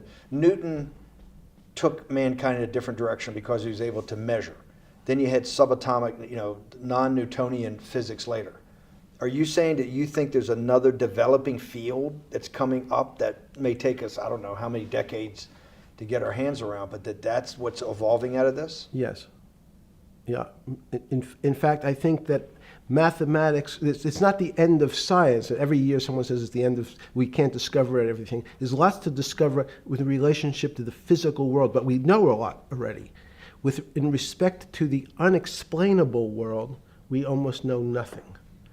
Women, again, sense it. And instead of Larry Summers, I won't digress too much, but Howard Gardner early on said, there's not one form of intelligence. It's not mathematical intelligence. There's emotional intelligence, this kinesthetic intelligence. There's this argument that I reject that black people are less intelligent than white people. It's not true. We know, for example, that if I was in the forest and I had to run from the lion or figure out a way not to be eaten, and my competition is a local African, I'm the one who's getting eaten because they have the intelligence to deal with their local environment. So it's just different. It's not better, it's not worse, but there's many differences amongst different types of people. And so people have different intelligences, and they excel in some intelligences usually, and less so in others. When did it come to, because the world of high finance is a world of pure reason, or is it a lot of emotion and gut checks and on trading desk and central banks when these decisions get made? Is it that high church, like the high church of science of high energy physics, or is it as much emotion that comes in as much as the mathematics and the reason? It's a great question. I think if you talk to really experienced and successful traders and you ask them how they know what's going on, they can't give you an answer. They don't know. They feel it. They can feel the way the market's moving. They can feel the way the stock's moving. And that these are not very well-defined terms. It's difficult to put in mathematics terms, how did I feel it? You could look back and make guesses what I was seeing. But great traders feel it and then act on their feelings. That's the difference. Many people feel it but are afraid because they want a mathematical justification before they take that next step. When you first got on the trading desk at Bear Stearns in the late 70s or mid 70s, were you shocked by how little actual understanding of mathematics that the traders comprehended? Yeah, well, again, we had a Texas Instrument calculator. Most stockbrokers, especially before 1975, if they were good stockbrokers, could add. That's about it.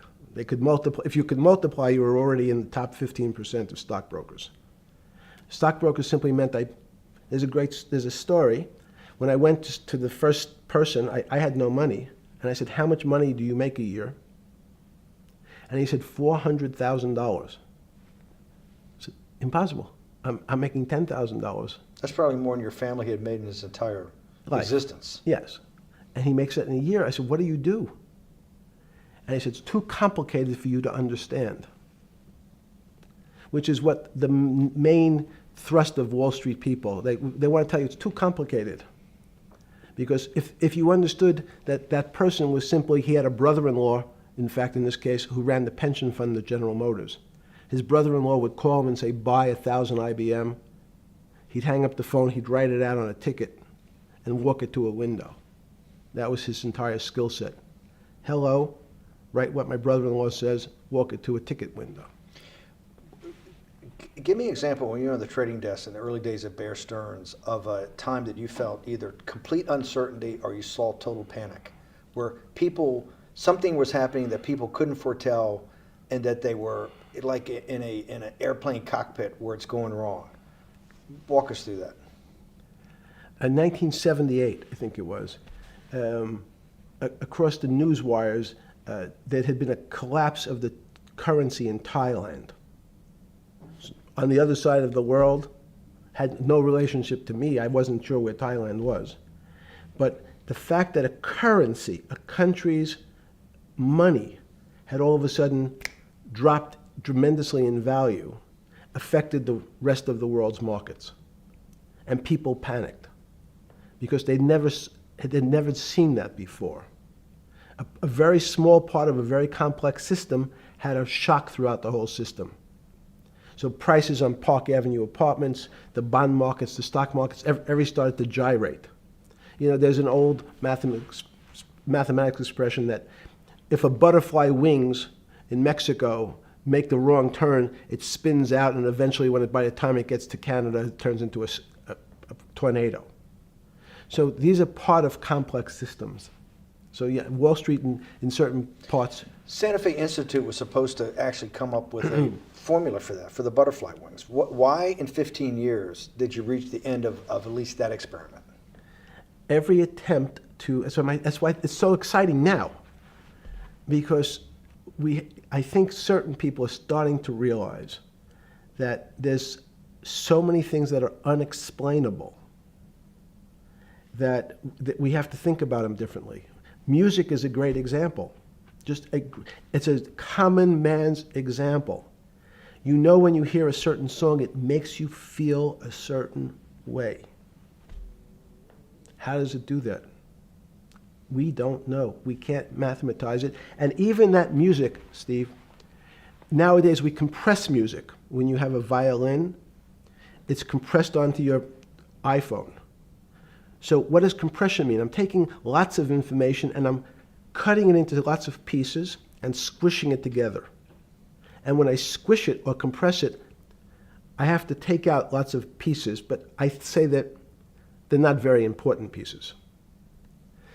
It's those pieces that we take out when we compress data, to me, are the most interesting parts of life. You just said a while ago, part of this new search for science may go back to when people were actually talking about a soul, and you said there's no doubt in your mind that there is a soul. Describe for me what you mean by that. What do you mean by soul? What do you mean soul different than the physical analog body that we're seeing on film right now? It's difficult to describe in words. I mean, I'm not a poet. Poems get a little closer to what that really means. But even the concept of what is life becomes complicated when you deal with plants and seeds. Is a seed alive? I don't know. Certain people would say, no, it's dead. When you're a banana, one of my favorite examples is the banana that's sitting on the countertop in your kitchen today. Is it alive or dead? What do you think about human life? What is human? Tell me about human life. But your banana is alive. That banana is breathing. It's on your. You say that's impossible, Jeffrey. No, it's not. Is the banana conscious? All these words. These are words. So everyone's trying to fit a very complicated concepts into a very small box called conscious or alive. These don't fit in that way. So if you put your banana in a bag and put another fruit in with it, the fruit ripens faster because the banana breathes with it. We don't understand most of those things. So you asked the big question. Sorry. You talk about the life. What about human life? What about it? Tell me what do you think? What do you think human life is? It's a miracle. It's a miracle. And when I say miracle, I can't explain it, and I make no attempt to explain it at the moment. We don't know how to think about it. And anyone, and again, another one of the Feynman quotes when he was talking about quantum physics. He said, anyone, Jeffrey, who says they understand quantum physics and quantum mechanics and quantum behavior, you know they're lying. Let's talk about it. That's post-Newtonian. Talk about what's the difference, who founded quantum mechanics, why is quantum mechanics taking Newtonian physics and taking it to the next level? It forms a much broader category. Let's go back to this desk. You use the thing of Newton using this desk. Why can't Newton's theory explain everything? Why did subatomic quantum mechanics or quantum physics have to come in to explain this? Well, so let's go right back to square one. Why is it called quantum physics? So quanta is a word that simply means packet, small amount. So it's quantized. So we recognized, when we recognized that this table appears, another very complicated word, solid to us, it's really made up of molecules or atoms.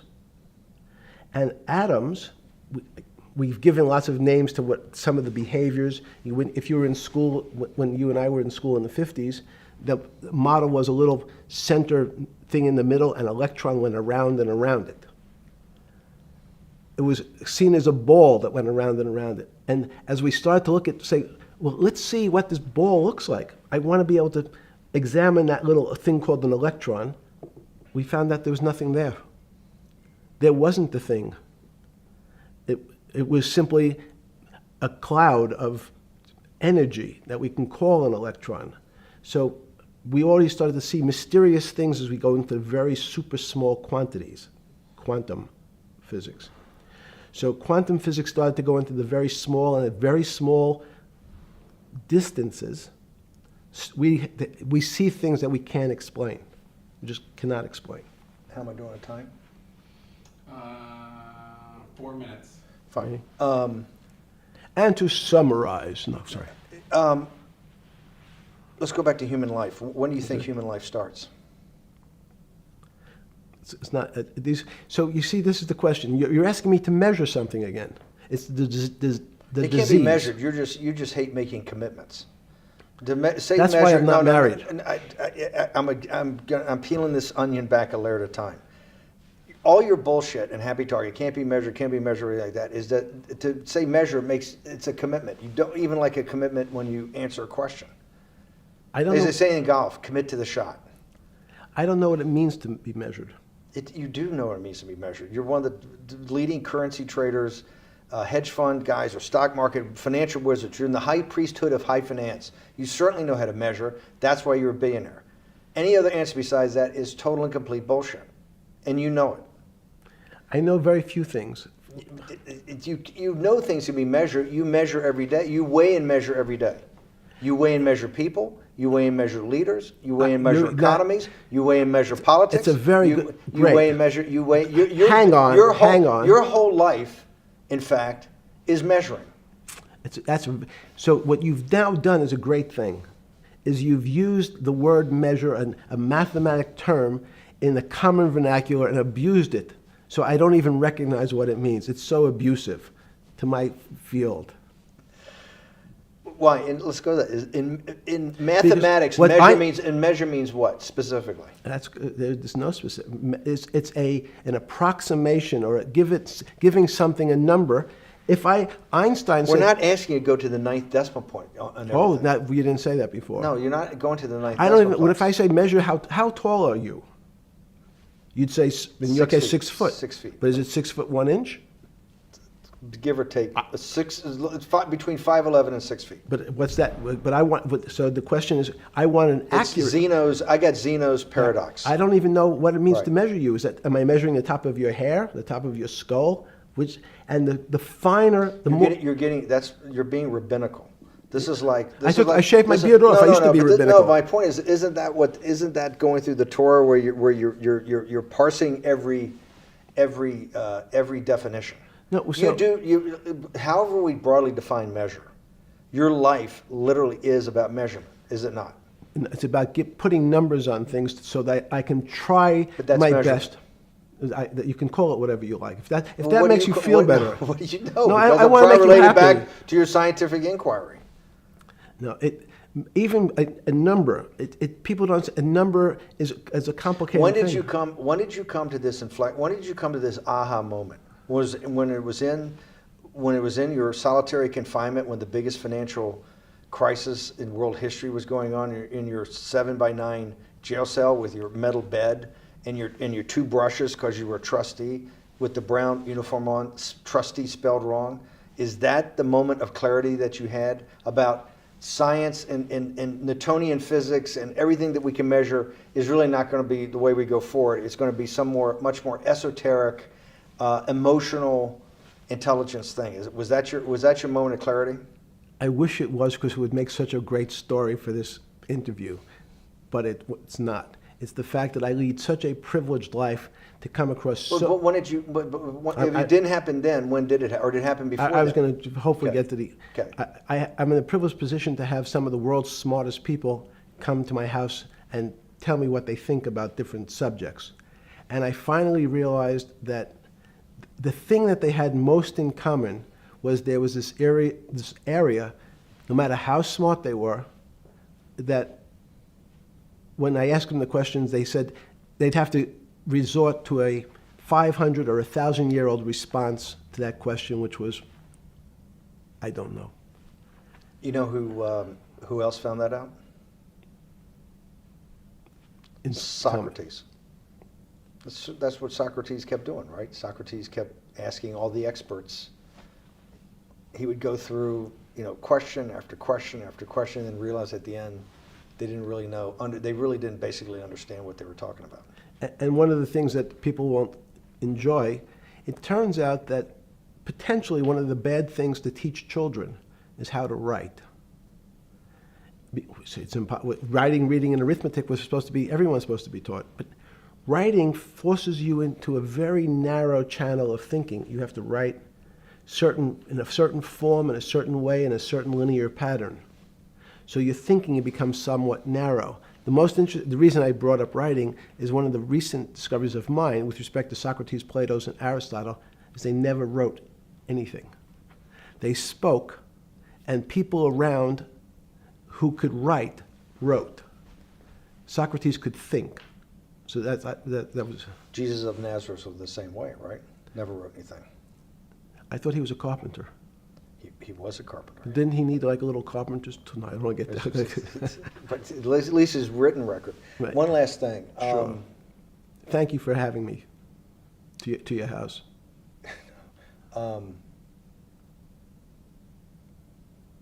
Vegetable juice. Let's go back. Look what vegetable juice does. When did the beginning of that, was there any one aha moment in all these great thinkers? Did it happen before 2008? Was it after? That came up over, I know, many years, but when did you actually realize, hey, something new's got to be developed? Yeah, that's great.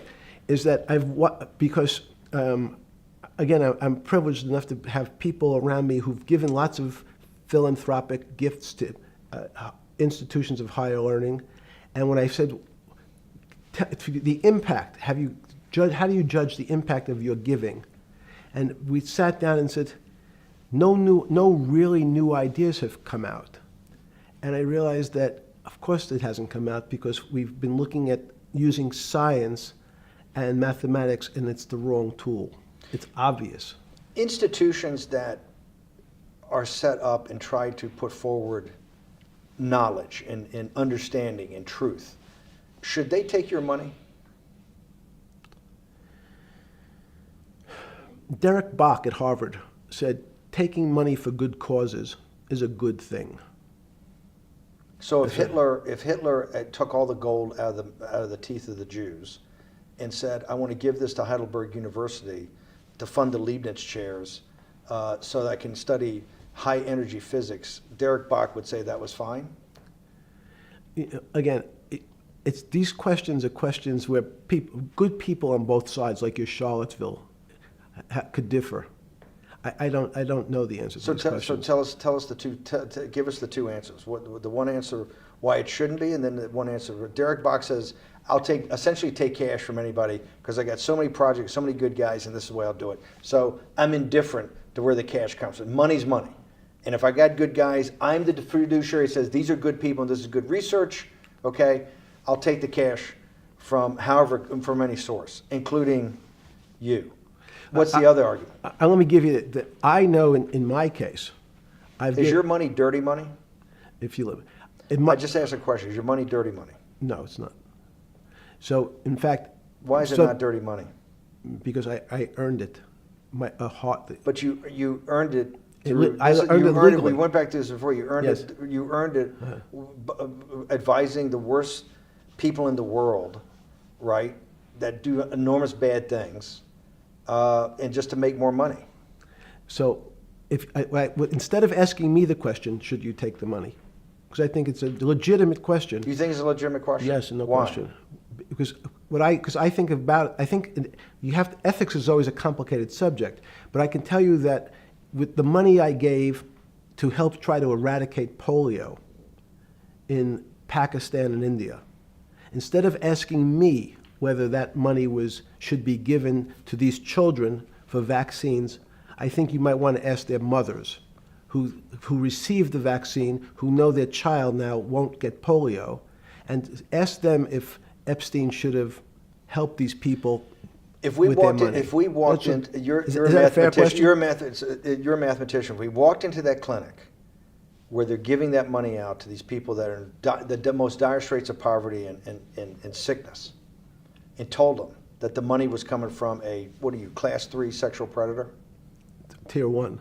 Was tier 1's the highest and worst? No, I'm The lowest? I'm the lowest. You're the yes. lowest. Okay, tier 1, you're the lowest. But a criminal. Yes. That the money came from them. What percentage of people do you estimate? I understand you don't like probabilities. Do you estimate would say, I don't care, I want the money for my children? I would say everyone said, I want the money for my children. Did they know where the money came from? I think if you See, told them, to- if I told them 100%. the devil Himself. The devil himself said, I'm going to exchange some dollars for your child's life. Do you think you're the devil himself? No, but I do have a good mirror. It's a serious question. Sorry. Do you think you're the devil himself?